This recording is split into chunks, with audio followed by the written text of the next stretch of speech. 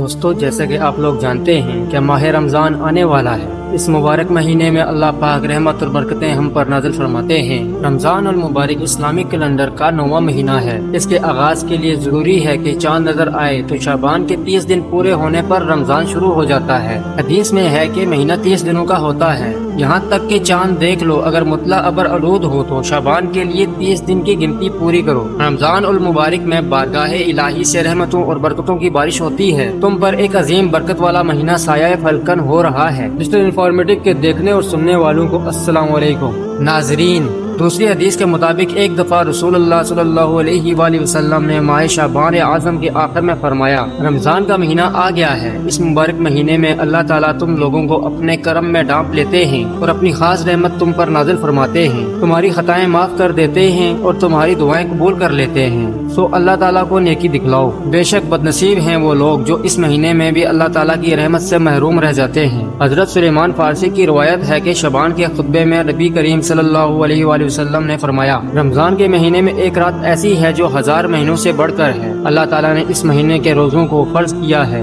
اور اس میں رات کے قیام کو ثواب کی چیز بتایا ہے، اور جو اس مہینے میں فرض ادا کرے وہ ایسے ہیں جیسے اس نے 70 فرض ادا کیے۔ یہ مہینہ صبر کا ہے اور صبر کا بدلہ جنت ہے۔ نبی اکرم صلی اللہ علیہ وآلہ وسلم نے اس مبارک مہینے کے فضائل و برکت سے اپنی امت کو آگاہ فرمایا ہے۔ حدیث میں ہے کہ جو کوئی ایمان کے پیش نظر ثواب کی نیت سے رمضان المبارک کے روزے رکھے گا، اس کے سابقہ گناہ معاف کر دیے جائیں گے۔ ماہ رمضان المبارک کی ایک خصوصیت یہ بھی ہے کہ اس میں جنت کے دروازے کھول دیے جاتے ہیں اور جہنم کے دروازے بند کر دیے جاتے ہیں اور شیطان کو قید کر دیا جاتا ہے۔ حضور اکرم صلی اللہ علیہ وآلہ وسلم اس مبارک مہینے میں بہت سے صدقہ و خیرات کیا کرتے تھے۔ ہمیں بھی اس مبارک مہینے میں زیادہ مال اللہ تعالیٰ کی راہ میں صدقہ خیرات کرنا چاہیے۔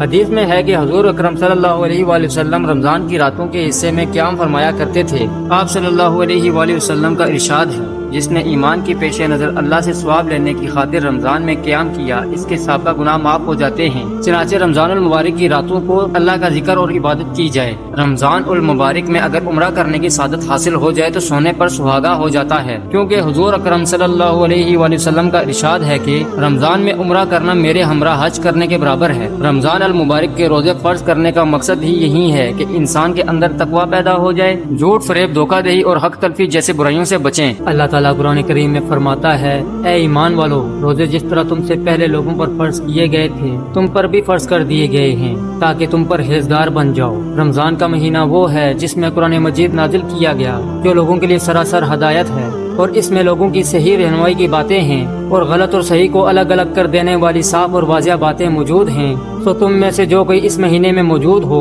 وہ اس پورے مہینے کے روزے ضرور رکھے۔ حضرت سلیمان فارسی رضی اللہ تعالیٰ عنہ سے روایت ہے کہ ماہ شعبان کی آخری تاریخ کو رسول اللہ صلی اللہ علیہ وآلہ وسلم نے ہم کو ایک خطبہ دیا۔ اس میں آپ صلی اللہ علیہ وآلہ وسلم نے فرمایا، اے لوگو، تم پر ایک عظمت اور برکت والا مہینہ سایہ فلکن ہو رہا ہے۔ اس مبارک مہینے کی ایک رات شب قدر 1000 مہینوں سے بہتر ہے۔ اس مہینے کے روزے اللہ تعالیٰ نے فرض کیے ہیں اور اس کی راتوں میں بارگاہ خداوندی میں کھڑا ہونا یعنی نماز تراویح پڑھنے کو نفل عبادت مقرر کیا ہے، جس کا بہت بڑا ثواب رکھا ہے۔ جو شخص اس مہینے میں اللہ کی رضا اور اس کا قرب حاصل کرنے کے لیے کوئی غیر فرض عبادت اللہ کی رضا اور ثواب حاصل کرنے کے لیے افطار کرائے تو اس کے لیے گناہوں کی مغفرت اور آتش دوزخ سے آزادی کا ذریعہ ہوگا، اور اس کو روزے دار کے برابر ثواب دیا جائے گا، بغیر اس کے کہ روزے دار کے ثواب میں کمی کی جائے۔ آپ صلی اللہ علیہ وآلہ وسلم سے عرض کیا گیا کہ یا رسول اللہ صلی اللہ علیہ وآلہ وسلم، ہم میں سے ہر ایک کو تو افطار کرانے کا سامان میسر نہیں ہوتا،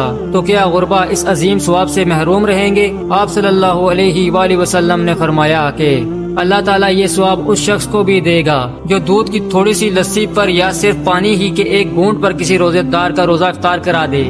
اس شخص کو اللہ تعالیٰ میرے حوض کوثر سے ایسا سیراب کرے گا جس کے بعد اس کو کبھی پیاس ہی نہیں لگے گی حتیٰ کہ وہ جنت میں پہنچ جائے۔ اس کے بعد آپ صلی اللہ علیہ وآلہ وسلم نے فرمایا، جو آدمی اس مہینے میں اپنے غلام اور خادم کے کام میں تخفیف اور کمی کر دے گا، اللہ تعالیٰ اس کی مغفرت فرما دے گا اور اس کو دوزخ سے رہائی اور آزادی دے دے گا۔ حضور اکرم صلی اللہ علیہ وآلہ وسلم نے ارشاد فرمایا کہ رمضان کے 3 عشرے ہوتے ہیں۔ اس کا پہلا عشرہ سراسر رحمت کا کا ہے، درمیانہ اشرہ نزول بخشش کا ہے اور آخری اشرہ تو عذاب سے خلاصی کی دستاویز ہے۔ حضرت ابو ہریرہ رضی اللہ تعالیٰ عنہ سے روایت ہے، آپ صلی اللہ علیہ وآلہ وسلم نے ارشاد فرمایا، جس شخص نے رمضان کے روزے رکھے حالت ایمان اور کیفیت احتساب میں، اس کے لیے اس کے پہلے گناہ معاف کر دیے جائیں گے، اور جو شخص رمضان میں عبادات میں مصروف رہے گا حالت ایمان اور کیفیت احتساب کے ساتھ، اس کی پچھلی کوتاہیاں معاف کر دی جائیں گی، اور جس شخص نے حالت ایمان اور کیفیت احتساب کے ساتھ شب قدر میں عبادات کی، اس کی گزری کوتاہیاں بخش دی جائیں گی۔ روزہ ایک ایسی عبادت ہے کہ جس کے بارے میں آپ صلی اللہ علیہ وآلہ وسلم کا ارشاد مبارک ہے کہ اللہ تعالیٰ فرماتا ہے، روزہ میرے لیے ہے اور اس کا اجر بھی میں خود ہی دیتا ہوں۔ یعنی یہ اللہ تعالیٰ اور اس کے بندے کا اور براہ راست معاملہ ہے کہ بندہ اللہ تعالیٰ کے حکم کی بجاوری میں تمام دن کھانے پینے اور نفسیاتی خواہشات سے رکا رہتا ہے اور اس کے ان آداب کی پوری پابندی کا خیال و احساس رکھتا ہے اور ان پابندیوں کے مطابق اپنے دن رات کو گزارنے کی کاوشیں کرتا ہے، تو یقیناً اللہ تعالیٰ اس کا اجر خود ہی عطا فرماتا ہے۔ ایک اور حدیث مبارک میں ارشاد فرمایا، روزہ آدمی کے لیے ڈال کا کام کر دیتا ہے بشرطیہ وہ اسے پھاڑ نہ ڈالے۔ حضرت ابو ہریرہ رضی اللہ تعالیٰ عنہ سے روایت ہے کہ جب یہ ارشاد فرمایا گیا تو عرض کیا گیا، روزے کی ڈال کو کس کے ساتھ پھاڑا جا سکتا ہے؟ ارشاد فرمایا، جھوٹ یا غیبت کے ساتھ، یعنی روزے کی حالت میں جھوٹ، غیبت، گالم گلوچ، لڑائی جھگڑا اور دوسری اس طرح کی بری چیزوں سے اور بری باتوں سے سختی سے منع کیا گیا ہے۔ حدیث مبارک میں ہے کہ جس کسی نے روزے کی حالت میں بری بات کہنا اور اس پر عمل کرنا نہ چھوڑا تو اللہ کو اس کے بھوکا یا پیاسا رہنے کی کوئی ضرورت نہیں ہے۔ اگر کوئی روزے دار روزہ رکھنے کے بعد میں بے حیائی، لڑائی جھگڑا، گالم گلوچ، فحش گوائی یا دوسری اس طرح کی باتوں سے نہیں رکتا تو یہ اس کا روزہ ہی نہیں ہے، بلکہ یہ اس کا فاقہ بن جاتا ہے جس کا اللہ تعالیٰ کے احکام کے ساتھ کوئی تعلق نہیں ہے۔ ایک اور حدیث مبارک میں ہے کہ روزہ صرف کھانے پینے سے رکنے کا نام نہیں ہے، بلکہ روزہ تو لغویات اور بری باتوں سے بچنے کا نام ہے۔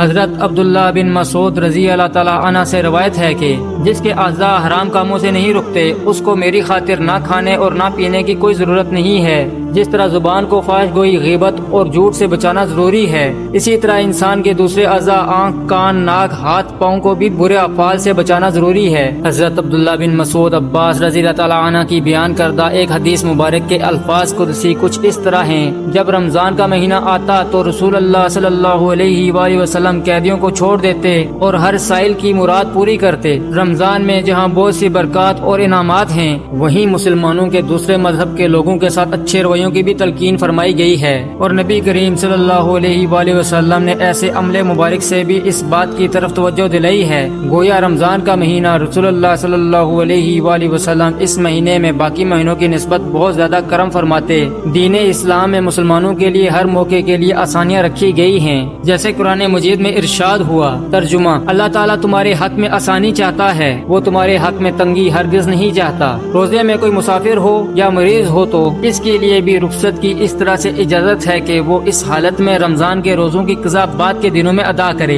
ایک اور حدیث مبارک میں رسول اللہ صلی اللہ علیہ وآلہ وسلم نے اس مہینے کو صبر کا مہینہ قرار دیا ہے۔ دینی اصطلاحات میں صبر کے معنی اللہ کی رضا کے لیے اپنے نفس کی خواہشوں کو دبانا اور تلخیوں اور ناگواری کو برداشت کرنا ہے، جس سے اس کے اندر غربا اور مساکین کی ہمدردی کا جذبہ بھی پیدا ہوتا ہے، جو ناداری کی وجہ سے فاقوں پر مجبور ہو جاتے ہیں۔ اللہ تعالی ہمیں قرآنی تعلیمات اور سنت نبی صلی اللہ علیہ وآلہ وسلم پر پورے طریقے سے عمل کرنے کی توفیق عطا فرمائے، آمین۔